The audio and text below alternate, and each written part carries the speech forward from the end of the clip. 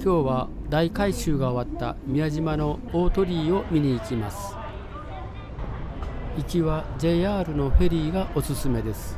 理由は後ほど。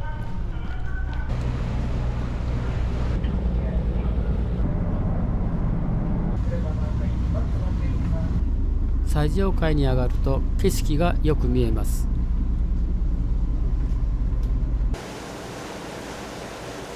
JR のフェリーは行きの時だけ大鳥居が真正面に見える位置を通ります。今日はちょうど朝日の逆光で見にくいですが、海側から大鳥居越しに厳島神社を見ることができます。現在陸地から大鳥居までの工事用通路だけが残っています。今日はこれを渡って大鳥居の真下まで行きます。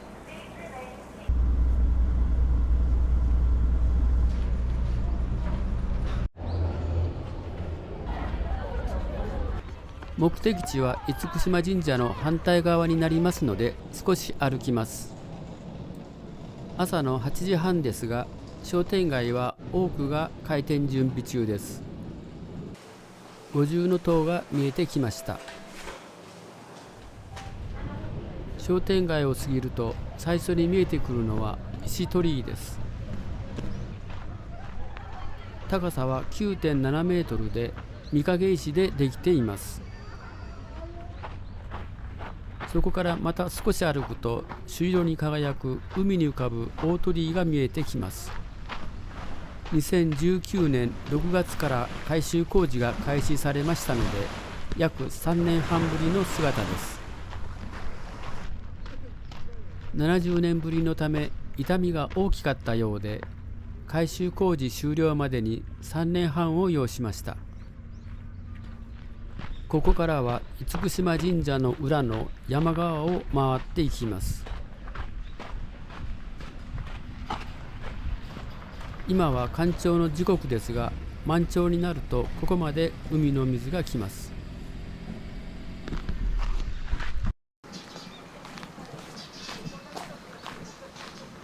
後白河法皇が厳島神社に参拝された際に植えられた松と言われていますが、明治の初期に切られ、その残りです。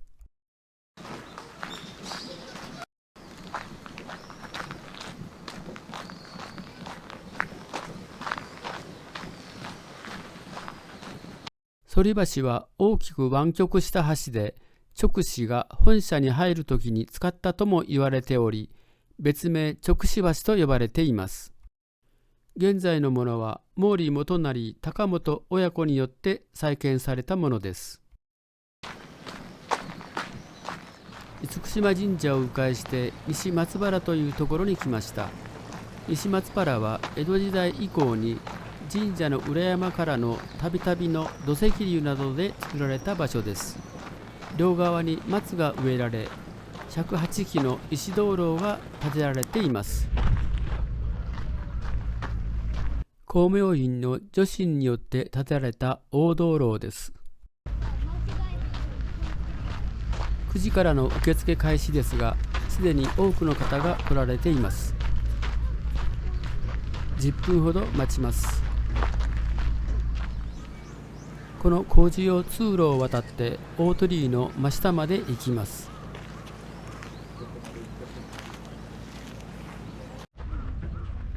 巫女さんが立っておられるところが入り口になります。見るにあたっての注意事項を受けて、いよいよ中に入ります。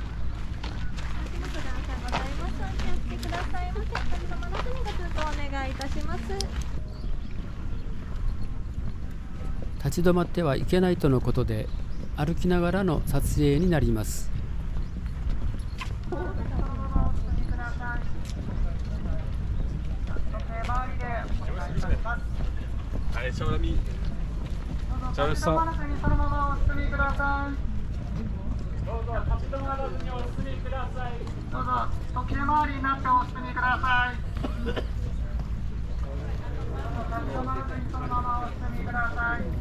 さすがに近くで見るとでかいですね。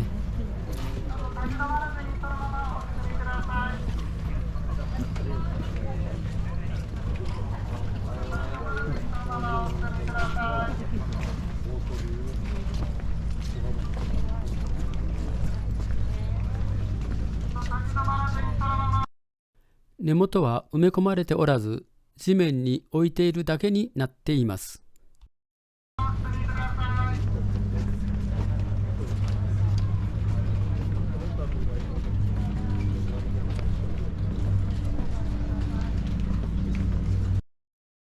沖側の辺額には厳島神社と書かれています。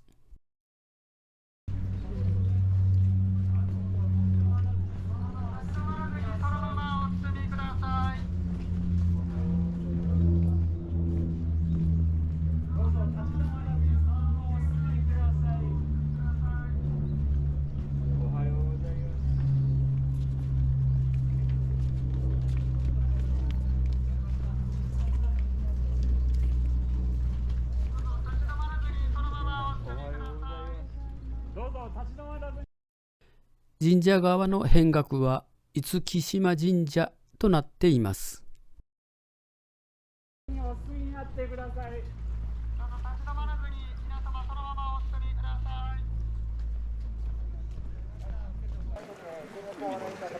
一周して戻ります。立ち止まれないので見るのは一瞬です。今回の工事内容が書かれたパネルが展示されています。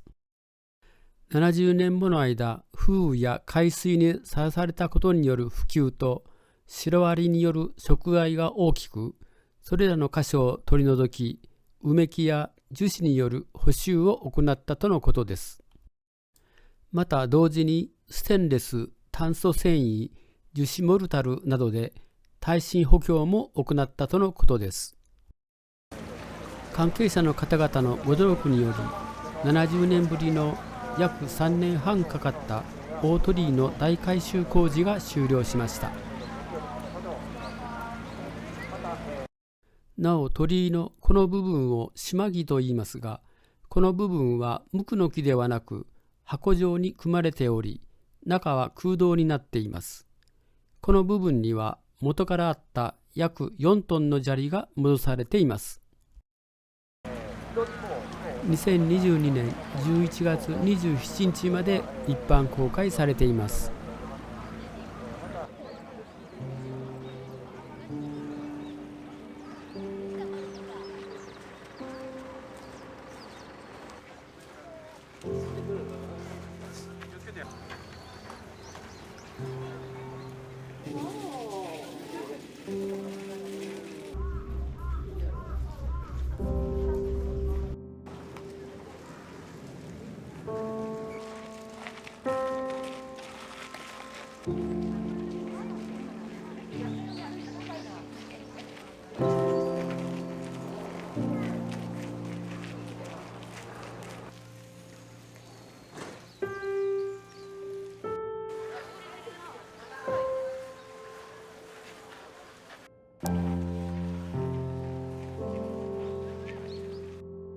豊国神社は豊臣秀吉によって建立されましたが、その後の秀吉の急死によって未完のままになっています。中に入れますので、ぜひご覧ください。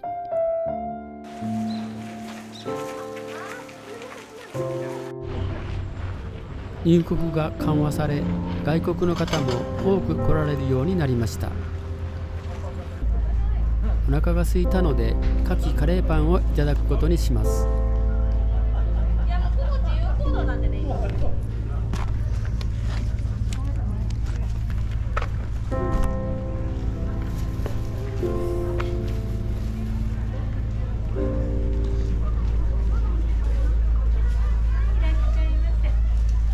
カレーパン一つください。はい、牡蠣ですかね。牡蠣のやつね。はい、ありがとうございます。500円です。はい、いらっしゃいませ。はい、1000円から回して500円1000円よね。500円お返ししますね。はい。はい、どうぞ。お願いします。牡蠣を2つ。カレーと牡蠣がお好きな方にはおすすめです。牡蠣が丸ごと 2,3 個入ったカレー揚げパンです。私は宮島に来るといつも食べています。今回の動画では3年半の大改修で完成した大鳥居をご紹介しました。